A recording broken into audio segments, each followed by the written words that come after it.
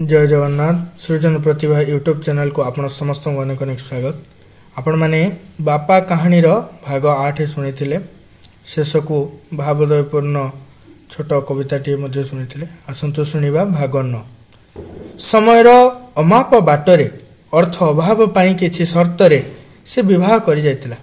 हस खुशी रे तार साधनार पथ अग्रसर हेबा पई से ता बापांक शर्तरे सभी राजी हो जाइतिले।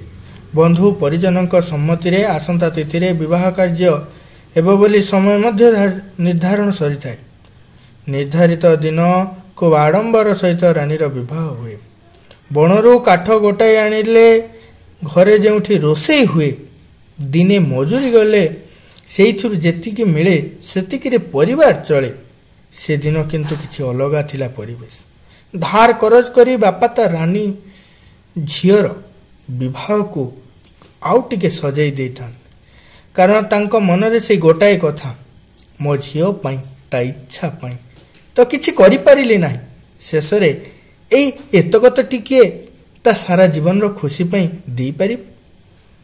किए केते कोन करूछि झियोटिए बा आम घरर लक्ष्मी परी हेले अकिंचन कोन बा करि पारुछि ता अळी अरदळी पाई ता हस को आउ टिके हसैबा पाई ताको हाथरे दुई हाथ कले।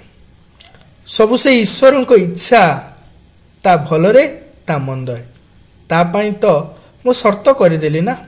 हेले से केते बाट किए बा कहिबो।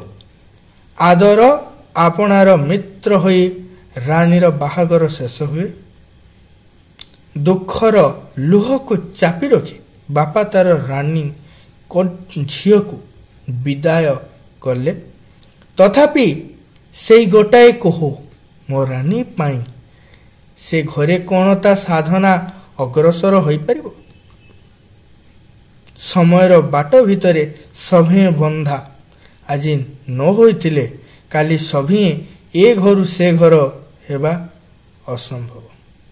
साहस नहीं आगेवा निज पई अन्य को कष्ट देवा नहीं। एई पद तक रानी मनरे नीति झलसु थाए। हेले बापा मनरे से आकांक्षा मो रानीर किछि असुविधा हेबो नाही तो। ए समाजर दृश्य मो आखि आगरे झकेई देउछि।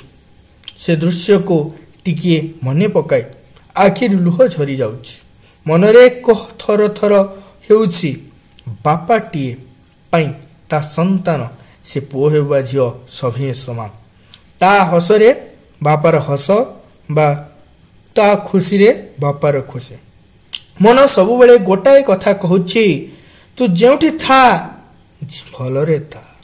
आसंता भागरे आमे आउ अध्याय को आगो को नबा। तेबे कहानी रो ए अध्यायटी आपण मानक जदि भल लागि थाए तेबे निश्चय लाइक करिवे, शेयर करिवे एवं आपण मानकर छोट मतामत टिए जणैबे एवं सृजन प्रतिभा यूट्यूब चैनल सहित जोड़ी हे रहिबे। धन्यवाद। जय जगन्नाथ।